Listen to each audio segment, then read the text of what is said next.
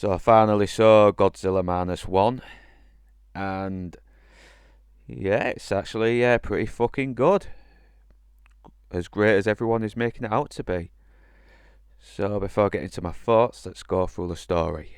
The story is basically about a failed kamikaze pilot named Kiyoshi, if I'm pronouncing his name right, who is shamed for not going through with his suicide mission.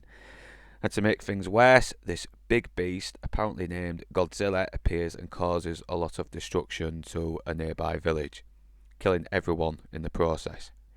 Kyochi returns to find everyone he loves is gone and ends up bonding with a woman named Noriko and an abandoned baby. Months later, people are doing what they can to survive and rebuild again.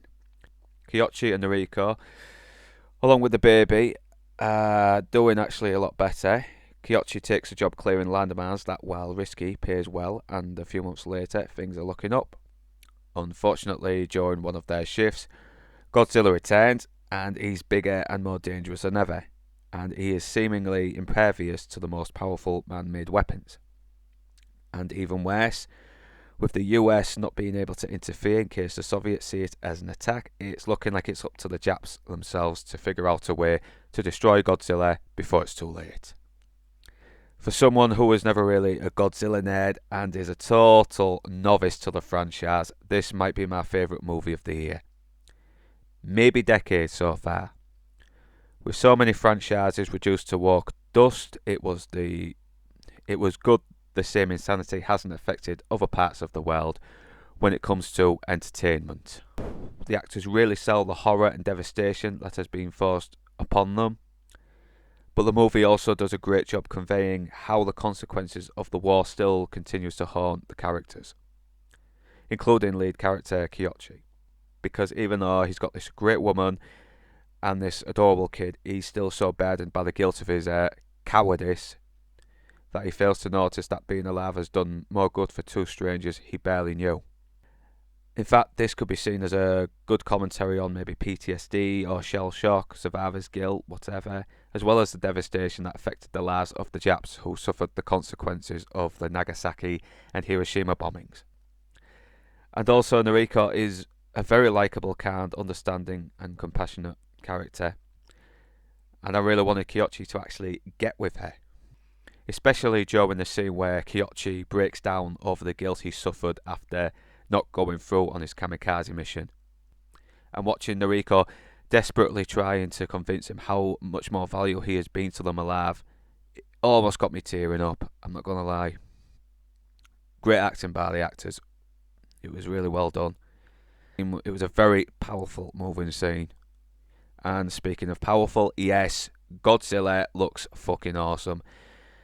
The film's budget was less than $15 million, yet the CGI looks 10 times more convincing than the fucking joke rushed crap we're getting from Marvel, Warner Brothers and Disney. Not only that, Godzilla himself, really feels like a threat to humanity. A threat to humanity that must be destroyed. And when he does fuck things up, the consequences really do feel real. The stakes feel real, the trauma and the desperation of the people affected feel real, and seeing everyone pulling together and willing to risk their lives at the end without the brainwashing of the Imperial Japanese Army clouding their judgment is really inspiring to watch. There are a few nitpicks. If I had to name a few nitpicks, it had to be Kyochi's attempt to find Tieback, whatever his name, I forgot. But he's the guy that's there to help fix the planes he needs to help take down Godzilla. I mean, he practically slanders the guy just to get his attention. And really, you couldn't have done that another way. It seems a bit crazy.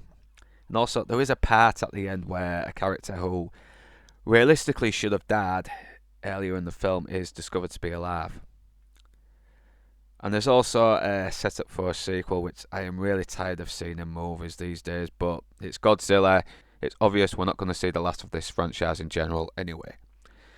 But that said, it's still an engaging, moving, well-written monster movie, and it really is worth the ticket price, and it should be a big fucking wake-up call to Hollywood. Seriously, Up your fucking game. Take your thumb out your fucking asses. Get over yourselves. Do what the Japs are doing. Think of the fucking paying customers. And whether you beautiful bastards are Northern English or not, thanks for watching. And do remember to like, subscribe and comment. And if you're feeling generous, feel free to support me in the links below.